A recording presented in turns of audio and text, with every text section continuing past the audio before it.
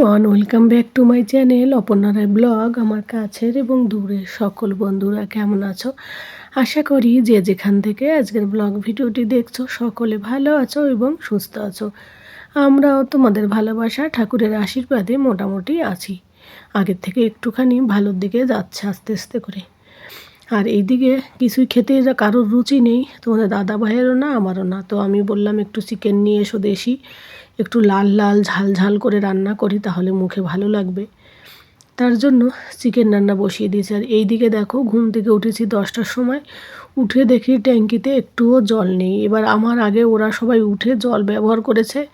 এদিকে 8টার সময় সকালে লাইট চলে গেছে, তো কেউ ট্যাঙ্কিও চালাতে পারছে না। তো ওই যে যে জল দিয়ে খাওয়া দাওয়া হয়, রান্না বান্না করা হয়, সেই মানে ভালো জল দিয়ে, কেনা জল দিয়েই এই মাংস ধুয়েছি। তারপরে রান্নার জল তো সব কিছুতেই এমনিতে ব্যবহার করা হয়। বাকি কাজগুলো চান ধান সব কিছু এই ভালো পরিমাণে খাওয়ার জল দিয়ে আমি চান করেছি, গরম জল দিয়ে। তারপরে খাওয়া দাওয়া করার পরে এই যে থালা বাসন হয়েছে অনেকগুলো। আর তোমাদের দাদাভাই কয়দিন ধরে অনেকটা হেল্প করেছে। ওর যখন ঠান্ডা লাগেনি, আমার ঠান্ডা লেগেছে, শরীর খারাপ, ওই থালা বাসনগুলো মেজে দিয়েছে। তো আমাকে দুপুরে বলেছিল যাওয়ার সময় তুমি কিছুই করো না, সব রেখে দিও।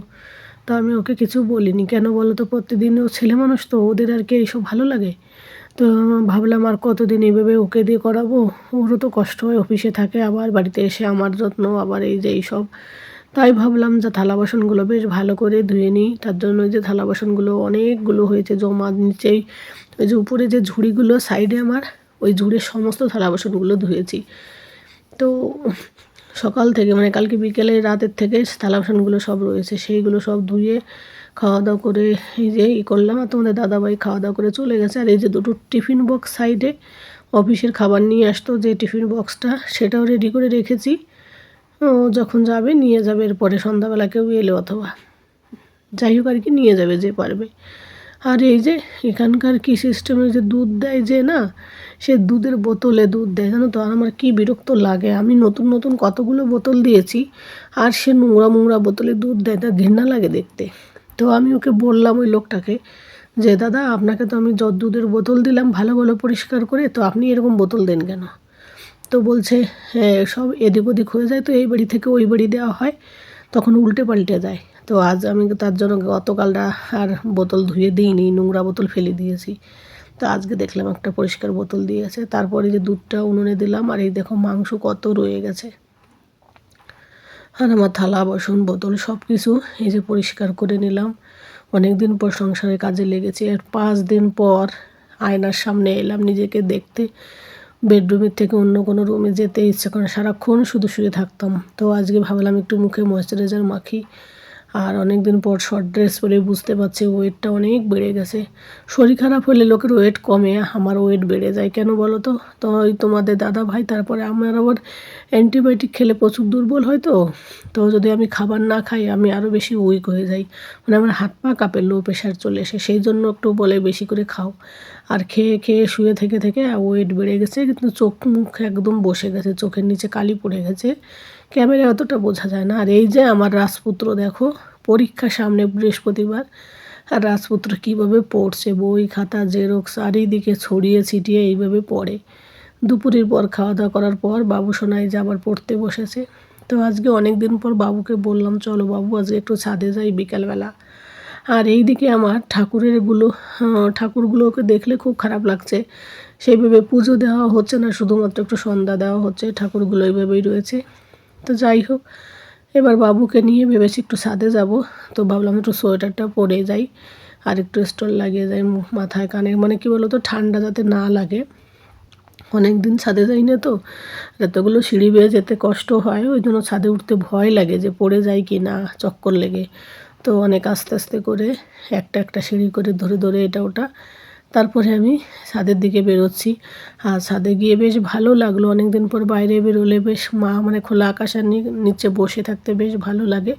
তো গিয়ে একটা চেয়ার ছিল, সেই চেয়ারে গিয়ে কিছুক্ষণ বসে থাকলাম। এই যে ভিডিওতে হয়তো স্পিডে হচ্ছে, কিন্তু খুব আস্তে আস্তে করে ভয়ে ভয়ে যাচ্ছিলাম ছাদে, অনেক দিন পর তো। তো যাই হোক, ছাদে গিয়ে একটু বাবুকে নিয়ে বসে থাকবো, তারপর নিচে চলে আসবো।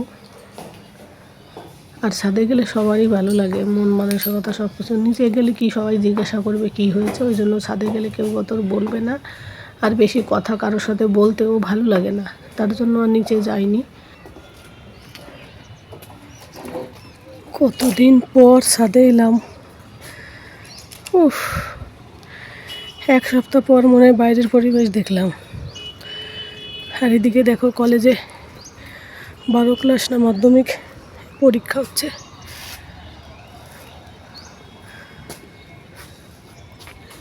আর এইদিকে এই বাড়িটা, এইদিকে এই বাড়িটা এত দূর উঠে গেছে এই কয়দিনে। আমরা যখন এসেছিলাম এর আগে, আমি লাস্ট ছাদে, তখন ছাদ পিটানো হয়েছে, তারপরে এই যে উপরে দেওয়ালটা উঠেছে। 5 তলা হবে মনে হয় না।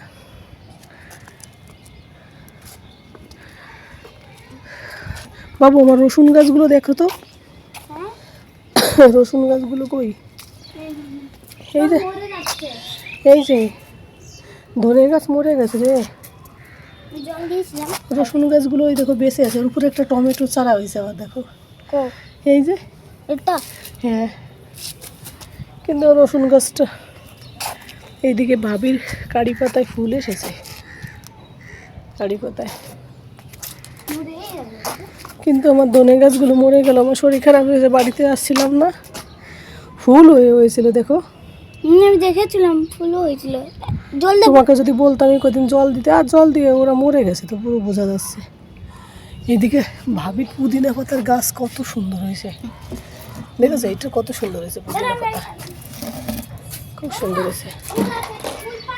না, কুল খেতে হবে না, চেয়ার নিয়ে আমি ঢেকে রেখে দিই, চেয়ার নিয়ে। এইদিকে তোমাদের দাদাভাই যে 5 কিলো কুল এনেছে, উপরে মেলে দিয়েছি, নিচে থাকলে এক টাক টাক টাক টাক করে খাওয়া হয়ে যাবে।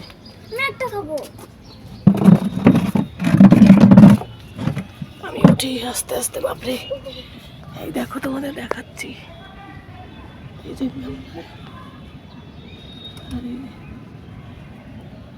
হ্যাঁ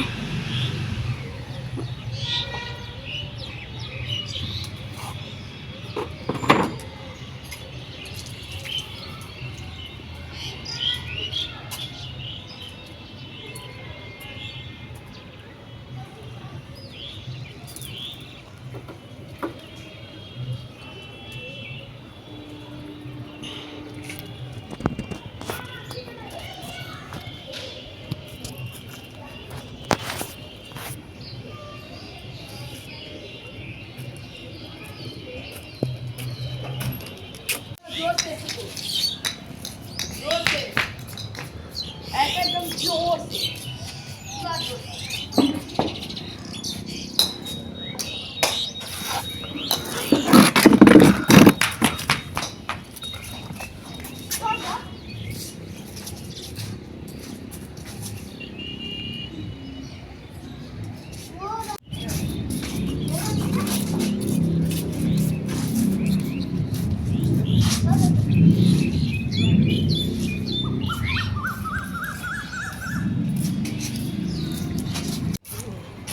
আর এইদিকে দেখো আমি বসে বসে ওদের খেলা দেখছিলাম। এখানে বসে বসে পাখির এই ডাক শুনতে বেশ ভালো লাগছে, কুচুর মুচুর করে কি বলছে, ওদের ভাষা ওরাই বোঝে, আমরা আর বুঝি না, তাই না বলো? আর এখানে বসে বসে একটা স্মৃতিচারণা করছিলাম, যখন মাধ্যমিক পরীক্ষা দিয়েছি, 12 ক্লাস পরীক্ষা দিয়েছি, বাবা মা, মামা বাড়ির মামি, দাদা, যে মানে পেয়েছে সে এসেছে, এসে গেটের সামনে এরকম দাঁড়িয়ে রয়েছে, ডাব হাতে নিয়ে, খাবার নিয়ে।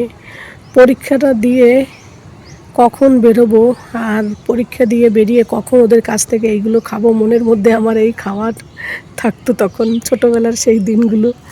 তবে হ্যাঁ, এইগুলো ভাবনাটা বেশি ভেবেছি মাধ্যমিকে। 12-এ লিখতে লিখতে হাত ব্যথা হয়ে গেছে, কারণ 12-এ কী হয়েছে বলো তো, আমরা 1200 মার্কের পরীক্ষা দিয়েছি, এক একটা সাবজেক্টে 200 মার্কের, মানে একটা সাবজেক্টে মানে দুটো পার্ট। এখন যেমন একটা পার্টেই দিয়ে দিয়েছে, যেমন Bangla first paper, second paper, এরকম ছিল আমাদের। তো 200 মার্কের পরীক্ষা দিলে হাতের পুরো অবস্থা, মানে আঙুলের সাইড দিয়ে পুরো লাল হয়ে যেত আমার লিখতে লিখতে। তো তখন অতটা ভেবেছি, কিন্তু অতটা ভাবিনি। তখন ভেবেছি সবাই আসছে, দেখা হবে। অনেক সময় আশা করিনি যাদেরকে, তারাও এসেছে। বেশ ভালো লাগছে এইসব কথা মনে, যে আসতে পেরেছে সময় করে তাদের, তার জন্য মানে ভীষণ খুশি লাগতো। আর মাধ্যমিকে বিশেষ করে ভীষণ মজা লাগতো। বাবা মা, দাদার বন্ধুরা এসেছিলো সেই যাদবপুর থেকে, খাবার নিয়ে দাঁড়িয়ে রয়েছে, বাবা নারকেলের ডাব নিয়ে এইসব আর কি। তো যাই হোক, এইটা দেখে মনে পড়লো। তো বন্ধুরা, এখানে এসে এই যে সূর্যর এই যে এটা, এই মানে মুহূর্তটা, অস্ত যাওয়ার মুহূর্তটা দেখতে বেশ ভাল লাগে। আর এইদিকে দেখো বাচ্চাগুলো সব, মানে ছেলে মেয়ে সবার এক্সাম ফিনিশ হলো। এখানে ফার্স্ট হাফে হয়েছে দুটো দেড়টা, তারপরে আবার এই যে 5টা নাগাদ একটা ছুটি হয় আর কি। দুটো মানে 2 শিফটে চলে ও এক্সাম। তো সবার পরীক্ষা শেষ হয়ে গেছে, বাড়ির লোকজন সব বাইরে দাঁড়িয়ে রয়েছে। তো ওরা সবাই বেরোচ্ছিলো, তো আমি একটু জুম করে তোমাদের দেখালাম। তবে দুপুরবেলা বেশি পড়ে মনে হয়, এখন একটুখানি কম কম ভিড় মনে হচ্ছে। তো যাই হোক, আজকের ব্লগ ভিডিওটি বন্ধুরা একটু অন্যরকম করলাম। তোমাদের কাছে কেমন লাগলো আমাদের ছাদের চারিপাশের পরিবেশটা? যদি ভালো লাগে অবশ্যই একটা লাইক করে দিও এবং একটা কমেন্ট করে দিও। তোমাদের একটা লাইক, একটা কমেন্ট আমাকে কিন্তু পরবর্তী ভিডিও বানাতে ভীষণ উৎসাহিত করে। আর যে যেখান থেকে দেখছো সকলে ভালো থাকো, সুস্থ থাকো এবং সাবধানে থাকো। টাটা।